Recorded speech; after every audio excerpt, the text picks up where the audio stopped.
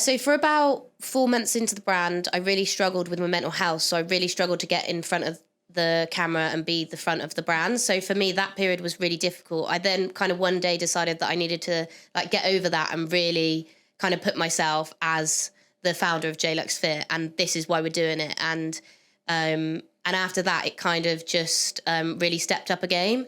I started to really showcase the reasoning behind the brand, the inclusivity, the empowerment, and also the community. For us, J.LUXE.FIT is built on a community, and the community is just growing.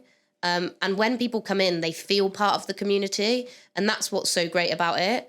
So how we've kind of grown to that is very much through influencer marketing. Okay. So influencer marketing is something I've done previously in roles as well. And marketing is kind of a little bit of my background. So influencer marketing, we found influencers that were really relatable and really connected with J.LUXE.FIT.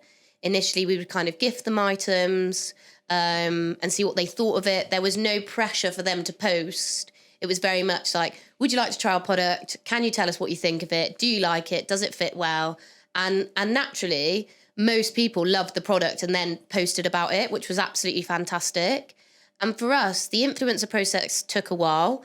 It's about finding the right influencer avatar is what I kind of call it. Okay. And then once you kind of find that, you can then find relatable influencers that kind of are like that. And for me, like our influencers are our community. They're on our team. We literally speak all the time. We meet with them.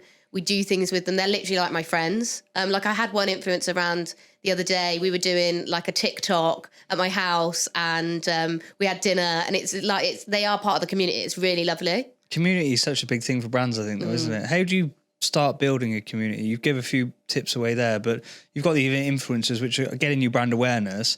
But how do you make your customers feel part of that? It's quite difficult to do sometimes, I think, as a brand. Authenticity is literally the key. Just being authentic, being relatable, and being yourself, and showcasing that.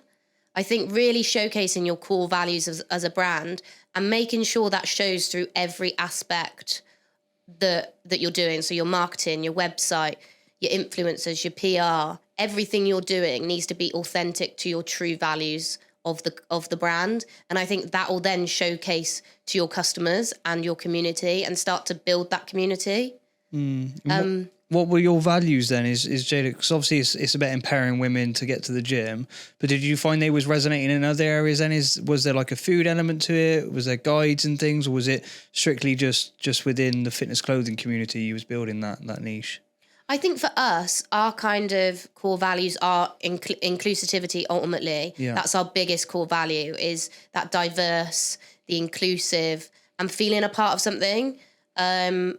People love to feel a part of something. People love to really connect with other people. And I think when they come on board, kind of being a J.LUXE.FIT customer, they feel like that. They can speak to me, you know, and they see what I do in my day. They see what Chelsea does, and people feel like they can relate because we're just normal people. There's no kind of, I don't know. It's just really, like really sales normal. Message, copy, emails, it's just so normal, and we just kind of present ourselves in every single way that's relatable, and that showcases. And I feel like that's what people really love about us. And we invite them to. So, for example, when we do our influencer collections, which is a big part of how we kind of release our capsule drops, is we partner and we collaborate with influencers. So what's a capsule drop? A capsule drop for us would be a drop within the year that's kind of not based on a season. It's kind of just dropped. Normally it's an influencer collaboration. Okay. So they help design it a bit, or? Exactly, from the start. Like it is all done with them. So from the get-go, we're actually looking at one at the moment, and they can't believe that from the get-go they are involved in that full design process. And they get an input. It's their collection. It's their collection. And they get full input on it. And that is so... I didn't know that it was done any other way. Yeah. I just thought that was how influencer collections happened, you know. And that works really, really well for us. But it also means that they feel so a part of the collection. It's theirs, it's their colours, it's their designs. Obviously, we help along the way, and they have a chat with our designers.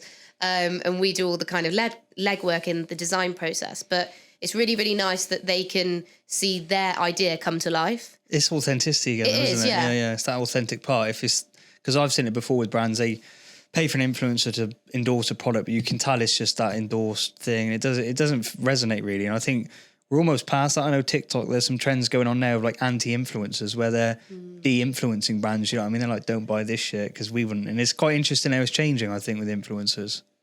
Yeah, I think people forget they're just real people. They still like to buy stuff. If they see a top in Zara, they're going to buy it. Like, you know, influencers are real people. And I think sometimes people kind of don't see that. And, you know, it's really nice to be able to see that. But influencers still want to buy things from brands. They love what they love. So you've just kind of got to get your brand in front of them, because they must get thousands of messages a day, you know, like thousands. And I suppose making your brand or your company stand out, it's got to be something that's relatable to them. So we, for example, had an influencer message us about collaborating who would be potentially great for another brand, but not for us. Okay. And, you know, they might have millions of followers, but if they don't relate to what we are or who we are, or relate to like what, we're not going to collaborate with them because we think, wow, it's another influencer. You know, we want to collaborate with people who will love our brand, love our product, and that our customers relate to. Because it's pointless. Our customers will be like, well, why is that person? They're nothing, they're not relatable, or they're nothing to do with, you know, J.LUXE. So why would they be promoting J.LUXE? It's not authentic. And ultimately, I think the key to building good influencer partnerships is authenticity.